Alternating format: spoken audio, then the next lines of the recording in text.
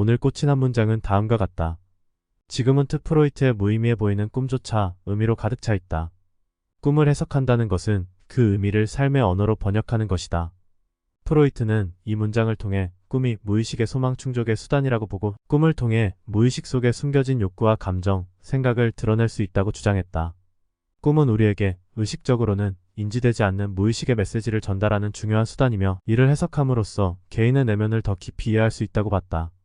이러한 관점에서 프로이트는 꿈의 내용을 삶의 언어로 번역하는 작업을 통해 내면의 갈등을 해결하고 정신적인 문제에 대한 이해를 돕는 치료적 과정으로 보았다. 꿈의 내용 자체가 종종 기괴하고 비논리적으로 보일 수 있는데 프로이트는 이런 내용들이 상징과 암시를 통해 은연중에 자신의 진짜 감정이나 생각을 표현하고 있음을 설명한다. 프로이트는 정신을 의식, 전의식, 무의식으로 구분하였다. 의식은 현재 우리가 인지하고 있는 모든 생각, 감정, 감각 및 인식들이 여기에 속한다.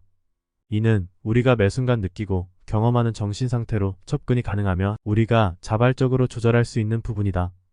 전의식은 흔히 이용 가능한 기억으로 설명할 수 있다. 의식에서 현재는 활성화되지 않았지만 필요할 때 쉽게 접근할 수 있는 정보, 기억, 지식 등을 말한다.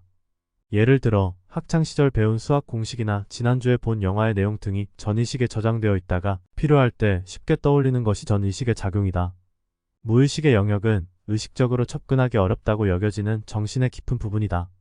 무의식은 종종 복잡한 감정, 욕구, 기억, 경험들을 담고 있는데 이들은 표면적으로는 우리가 인식하거나 받아들이기 어려운 것들이다. 심리적 방어 메커니즘을 통해 이러한 내용이 의식의 영역으로 드러나는 것을 자주 차단한다. 프로이트는 전의식을 무의식과 의식 사이의 교량으로 보았으며 이는 우리가 자각하지 못하는 사이에도 우리의 행동과 반응에 영향을 미치는 중요한 역할을 한다. 이러한 이해는 심리학과 정신치료에서 환자의 다양한 문제를 이해하고 접근하는 데 필수적으로 사용된다. 프로이트는 꿈을 인간의 무의식적인 욕구와 충동을 표현하는 중요한 방법으로 보았다. 그의 이론에 따르면 꿈은 우리가 의식적으로 인식하기 어려운 무의식적인 욕망과 갈등을 상징화하여 표현한다. 우리가 의식적으로 받아들이기 어렵거나 불편한 생각과 욕망이 무의식 속에서 상징적인 형태로 표현된다는 것이다. 이러한 상징화는 꿈의 내용이 종종 기이하고 비논리적으로 보이는 이유이다. 하지만 무의식적인 욕구가 그대로 꿈에 나타나는 것이 아니라 검열 과정을 거쳐 왜곡된 형태로 표현된다. 이는 자아가 이러한 욕구를 직접적으로 받아들이지 않기 때문에 일어나는 현상이다. 따라서 꿈의 내용을 직접적으로 해석하기보다는 그 속에 숨겨진 진정한 의미를 찾아내는 것이 중요하다. 이는 꿈의 내용을 해석함으로써 우리의 무의식적인 심리 상태를 이해할 수 있다는 의미다. 지그문트 프로이트는 정신분석학의 창시자로서 심리학과 정신의학에 지대한 영향을 미친 인물이다. 1856년 5월 6일 오스트리아 헝가리 제국 메렌에 위치한 작은 도시 유대인 가정에서 태어났다. 프로이트는 무의식 연구의 선구자로서 꿈을 통해 무의식적 욕구를 관찰하는 기법을 발명했다. 그의 학문은 생리학자인 에른스트 폰 브리케의 영향을 받았고 장 마르탱 샤르코, 요제프 브루이어, 카를 융, 엘프레드 아들러 등과 교류하며 공동 연구를 진행했다. 프로이트는 인간 심리의 무의식적 측면을 이해하는 데 혁신적인 기여를 했으며 그의 이론은 심리학, 문학, 예술 등 다양한 분야에 깊은 영향을 미쳤다. 그의 제자들은 그의 이론을 확장하고 수정하며 정신분석학을 발전시켰다. 프로이트의 이론은 시간이 흐르면서 그의 이론에 반발하는 사람들이 생겨났다. 그의 지지자들 중 한 명이었던 아들러가 제일 먼저 그와 결별했고 연이어 프로이트의 이론이 지나치게 성을 강조하고 있다는 이유로 융이 결별을 선언했다. 이처럼 그의 이론에 대해 논란의 대상이 되기도 했지만 그의 업적은 현대 심리학과 정신의학에 여전히 중요한 토대를 제공하고 있다. 프로이트 이후에도 많은 심리학자와 철학자들이 꿈에 대해 연구하고 여러 가지 이론을 제시했다. 프로이트의 꿈에 대한 이론들은 꿈이 무의식의 충동을 반영한다는 점에 중점을 둔 반면 후대 연구자들은 꿈이 갖는 다양한 기능과 심리학적 최첨단 이론들을 탐구했다. 칼 융은 프로이트와 함께 정신분석학을 발전시키는 데 크게 기여한 인물로서 꿈을 개인뿐만 아니라 집단 무의식을 접근하는 창으로 보았다. 꿈이 단순히 억압된 욕망을 표현하는 것을 넘어서 성장과 자아 실현을 돕는 상징과 메시지를 제공한다고 봤다. 융은 꿈을 통해 개인이 자신의 그림자, 즉 의식하지 못하는 자신의 부분과 맞닥뜨리고 나아가 내면의 조화와 통합을 이루어가는 과정을 설명했다.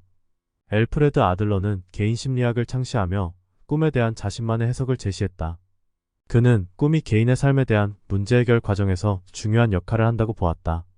꿈을 통해 개인이 자신의 두려움, 과제, 목표에 대처하는 방식을 확인할 수 있다고 주장했으며 이를 통해 개인의 심리적인 동기와 욕구를 이해하는 데 사용했다. 에리 프롬은 프로이트 학파에서 벗어나 인간주의적 정신분석을 발전시켰다. 그는 꿈을 통해 개인이 자신의 사회적 상황을 반영하고 통찰하는 수단으로 해석했다. 프롬은 꿈이 문화적, 사회적 상황에 대한 반응으로서 의미를 포함하고 있다고 보았으며 이를 통해 보다 깊은 인간 이해를 추구했다. 켈빈 홀은 꿈의 내용 연구에 중점을 두었으며 꿈은 개인의 생활 방식과 인격을 반영한다고 주장했다. 그는 수천 개의 꿈일기를 분석하여 꿈 내용이 어떻게 그 사람의 감정, 태도, 경험과 관련이 있는지를 연구하였다. 이 외에도 많은 연구자들이 꿈에 대해 다양한 각도에서 접근하고 해석했다. 우리는 꿈속에서 일상적인 논리와 연관성이 없는 사람과 사물을 결합시킨다. 이는 꿈에서 시간과 공간의 일관성이 깨지기 때문이다. 예를 들어 한순간 한 장소에 있다가 다음 순간에는 완전히 다른 장소에 있는 상황이 일어난다. 꿈에서는 현실적으로 불가능한 상황들이 가능하게 나타난다. 예를 들어 하늘을 나는 것, 이상한 생명체와 대화하는 것, 물리법칙을 무시하는 행동 등이 있다. 이러한 비현실적인 요소들은 꿈의 특징 중 하나이다. 매우 흔한 꿈의 유형으로는 누군가에게 쫓기고 있는데 몸이 생각대로 움직이지 않는 꿈이나 어딘가에 떨어지는 꿈이 있다. 깨어나 보면 다리를 꼬아 몸을 팔로 누르고 있거나 침대에서 떨어져 바닥에 자고 있었을 것이다. 꿈의 해석에 나오는 모리가 자신을 상대로 실험한 여러 사례 중 2개를 소개하면 자고 있는 동안 입술과 코끝을 깃털로 간지리니 끔찍하게 고문당하는 꿈을 꾸었고 코에 향수를 갖다 대니 말로 표현하기 어려울 정도로 황홀한 모험을 하였다고 한다. 이러한 외부의 감각 자극은 원래 모습대로 꿈속에서 재현되는 것이 아니라 어떤 형태로든 변형되어 나타난다. 하지만 꿈과 자극과의 관계는 우연하게 그렇게 되는 관계이지 특별하게 그렇게 되는 관계는 아니다. 꿈의 기억은 정신적으로 한번 받아들인 것은 결코 사라지지 않고 억압되거나 변형된 형태로 계속 존재한다는 것을 보여준다. 경험된 모든 정신적 내용은 어떤 형태로든 우리의 정신 속에 남아있으며 때로는 꿈을 통해 의식의 표면으로 다시 떠오를 수 있다는 것이다. 대부분의 꿈은 무질서하게 보이며 일관성이 없는 장면들이 이어지기 때문에 이해하기 어려울 수 있다. 또한 대부분의 꿈의 내용은 일어나자마자 쉽게 잊힌다. 이는 우리가 꿈을 꿀 때 활성화되는 뇌의 부분이 기억을 형성하고 유지하는 데 덜 관여하기 때문이다. 꿈의 무질서하고 논리적이지 않은 특성은 인간의 심리적 복잡성과 무의식적인 과정을 반영한다. 비록 꿈이 일관성이 없고 이해하기 어려울 수 있지만 이는 우리가 자신의 내면 세계를 이해하는 데 중요한 역할을 한다. 꿈은 우리의 창의성과 문제 해결 능력에 기여할 수 있다. 종종 무의식 속에서 새로운 아이디어나 해결책이 떠오르는 경우가 있는데 이는 꿈을 통해 무의식의 작업을 계속하고 있음을 보여준다. 꿈은 무의식적인 생각과 감정을 처리하는데 중요한 역할을 한다. 무질서하고 논리적이지 않은 꿈의 특성은 우리의 일상생활에서 억압되거나 처리되지 않은 감정과 생각을 자유롭게 표현할 수 있게 한다.